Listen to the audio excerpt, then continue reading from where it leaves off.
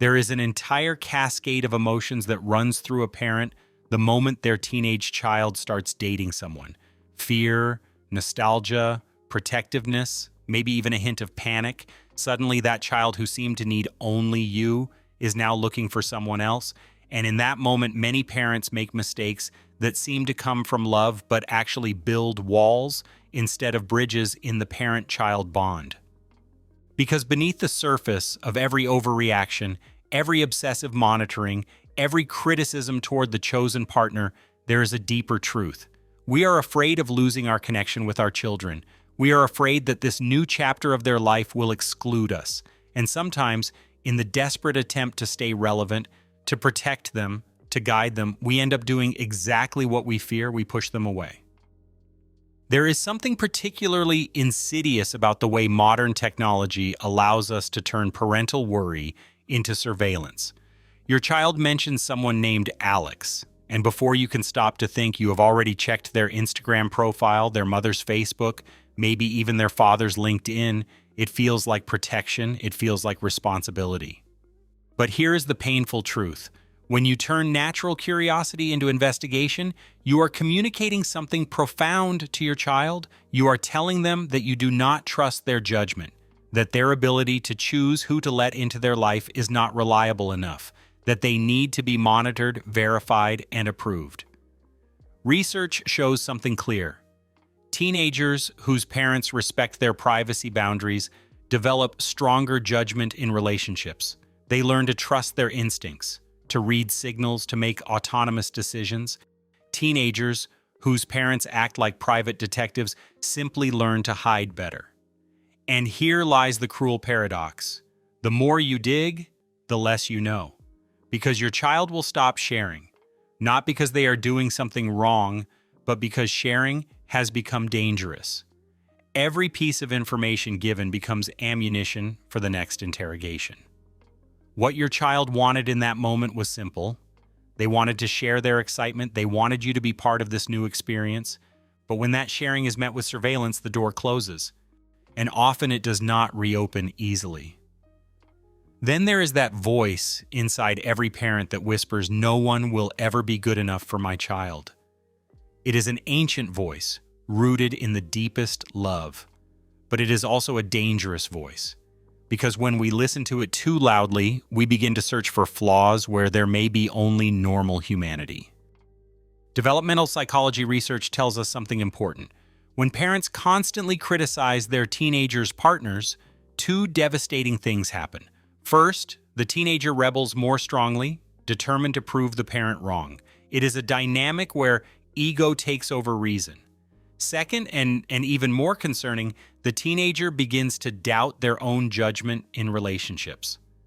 When every person they choose is torn apart, what do they learn? They learn that their taste is terrible, that they cannot be trusted to make important decisions about their own life. And this lesson takes root deeply, influencing future relationships in ways that may not appear for years. But there is something more subtle at play. When a teenager chooses someone, they do it for reasons that matter to them. Maybe that person makes them laugh. Maybe they are kind when everyone else is cruel. Maybe they simply listen in a world where feeling heard is rare. Instead of criticizing, there is a wiser alternative. Try to understand what your child sees in that person. It seems like they make you laugh a lot is not an approval of marriage. It is an acknowledgement that your child made a choice based on something they value, and that acknowledgement keeps the dialogue open. There is a fundamental difference between supervision and smothering. Supervision sets clear boundaries and then steps aside. Smothering controls every move, turning the parent into a constant presence that prevents any autonomy. Studies show that teenagers need gradual independence to develop healthy relational skills. When parents act like reality show cameramen, always present, always observing, teenagers do not learn self-regulation. They learn to behave well when they are watched and to hide when they are not. The message you send when you are always present is clear. I do not trust you to handle this. And that message is internalized.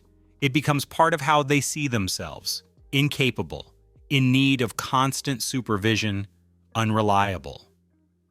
The alternative is to set clear expectations and then give space.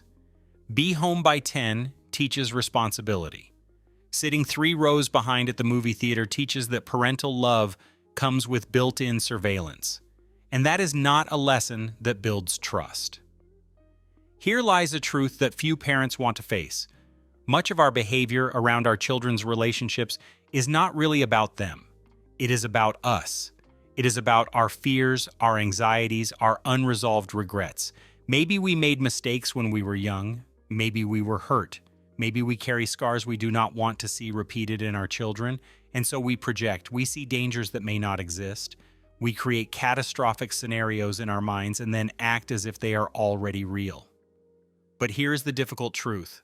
When fear guides our parenting decisions, we stop being guides and become controllers. And control, however motivated by love, creates distance. It creates resentment. It creates teenagers who learn that parental love is conditional on compliance. Teenagers feel when our love starts to sound different, when approval depends on their choices rather than their essence. And that feeling changes them. They either rebel completely, determined to claim their autonomy, or they fold, becoming versions of themselves built to please rather than to be authentic. There is another mistake parents make, often without realizing it, turning every teenage relationship into something more serious than it is. 2 weeks of texting becomes, when will I meet their parents? A first date becomes, is this the one? But teenagers are not looking for spouses. They are practicing. They are learning what they like and do not like in a relationship. They are discovering how to communicate, how to set boundaries, how to recognize when something feels off. When parents treat every relationship as if it is forever, they add pressure that crushes natural learning. The teenager begins to feel that every choice must be perfect. Every person must be the right one. And that pressure makes the natural process of exploration and discovery impossible. Research tells us that teenagers need low-stakes relationships to practice skills they will use for life. They need the space to figure out, do I like how this person treats me? Do we really have fun together? Do they respect my boundaries? These are the questions that build relational wisdom. Then there is the temptation to compare their experience with ours. When I was your age, but the world we grew up in is fundamentally different from theirs. We did not have social media, instant messaging, the pressure to maintain a constant online presence. Their relationships are shaped by dynamics we never had to navigate. The public visibility of every interaction, the meaning attached to who views whose story. The complexity of communicating mostly through text, where tone is always ambiguous. When we bring up our analog dating stories, we are not creating connection. We are creating distance. We are communicating that we do not understand their world. And when a teenager feels you cannot understand their reality, they stop seeking your guidance. The alternative is curiosity. Relationships seem complicated with social media. How do you handle that? This question opens doors. It invites sharing. It communicates that you are interested in learning about their world, not judging it through the lens of your past. And then there is perhaps the most humbling truth of all. We forget who we were. We pretend we were saints at 15, perfectly rational, completely responsible. But if we look back honestly, that story falls apart. We made bad choices. We had crushes on the wrong people. We did things our parents would have never approved of. And yet we survived, we grew, we learned. When we pretend we were perfect, we lose credibility. Our children see through that fiction. And when the truth comes out, when grandma tells that story of when we did exactly what we are now forbidding, trust crumbles. There is immense power in honesty, in saying, I made mistakes, I learned from them. Here is what I wish I had known. That vulnerability builds bridges. It creates space for real conversations instead of one-directional sermons.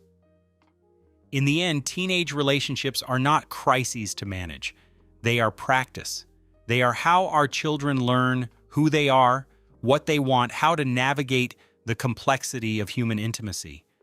Our job is not to prevent every broken heart. We cannot. Our job is to be present when it happens, to be the safe harbor they can return to when things go wrong, to be the calm voice that helps make sense of the confusion. But to be that safe harbor, we must build trust first. And trust is not built through control. It is built through respect, through clear boundaries, but also space to breathe, through the willingness to listen without immediately judging. When a teenager knows they can come to you with anything, even the hard things, even the mistakes, even the heartbreaks, without facing interrogations or criticism, that is real parenting. Not perfect, but present. Not controlling, but connected. And maybe this is the final lesson. We cannot protect our children from every pain.